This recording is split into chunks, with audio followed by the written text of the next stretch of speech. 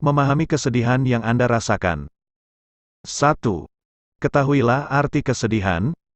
Kesedihan bisa timbul karena berbagai pengalaman duka.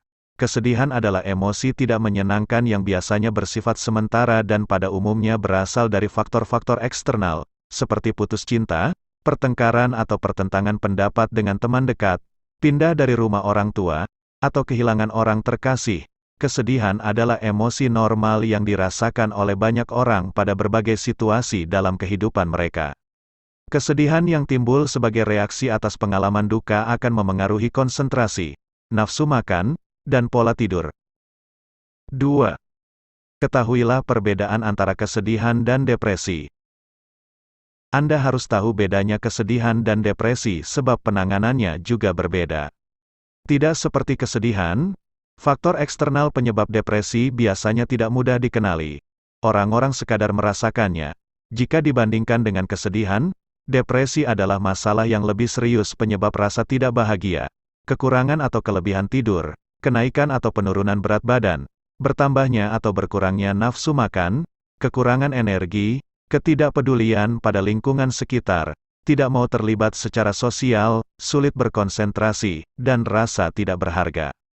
Salah satu perbedaan penting antara depresi dan kesedihan terletak pada kemampuan untuk merasakan kesenangan, cinta, dan harapan. Orang-orang yang merasa sedih biasanya masih bisa mengalami saat-saat bahagia atau menyenangkan. Akan tetapi, orang-orang yang menderita depresi pada umumnya tidak mampu lagi merasakan kesenangan, cinta, harapan atau apapun dan emosi mereka datar.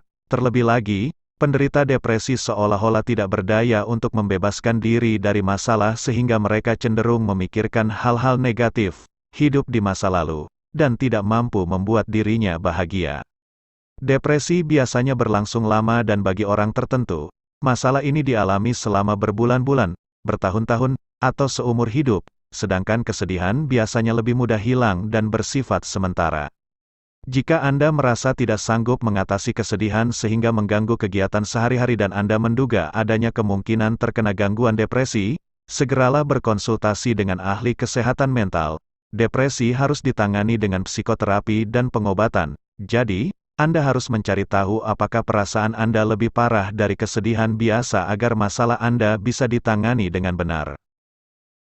3. Lakukan refleksi atas emosi Anda. Apakah akhir-akhir ini Anda mengalami kejadian tertentu yang bisa menjelaskan apa yang sedang Anda rasakan? Contohnya, apakah Anda baru putus cinta atau kehilangan anggota keluarga? Anda akan lebih mudah memahami dan mengatasi kesedihan dengan mencari tahu penyebabnya.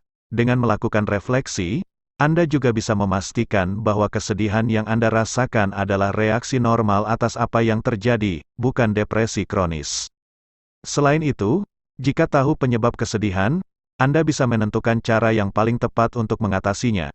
Contohnya, seseorang yang merasa sedih karena putus cinta setelah 3 bulan berpacaran akan merasakan kesedihan yang berbeda dengan seseorang yang pasangan hidupnya baru saja meninggal setelah 10 tahun menikah. Jika Anda sedih karena kehilangan atau pengalaman traumatis yang berat, akan sangat bermanfaat jika Anda berkonsultasi dengan ahli kesehatan mental yang mampu memberitahu cara-cara mengatasi kesedihan dan kehilangan. Sesuai informasi di Holmes Rahel Life Stress Inventory, kejadian yang menimbulkan stres paling berat sehingga memengaruhi kesejahteraan mental dan fisik seseorang adalah saat pasangan meninggal dunia, bercerai, berpisah dengan pasangan hidup, dan meninggalnya anggota keluarga terdekat. Seandainya kesedihan makin parah, teknik yang akan dijelaskan berikut mungkin akan bermanfaat jika digabungkan dengan terapi.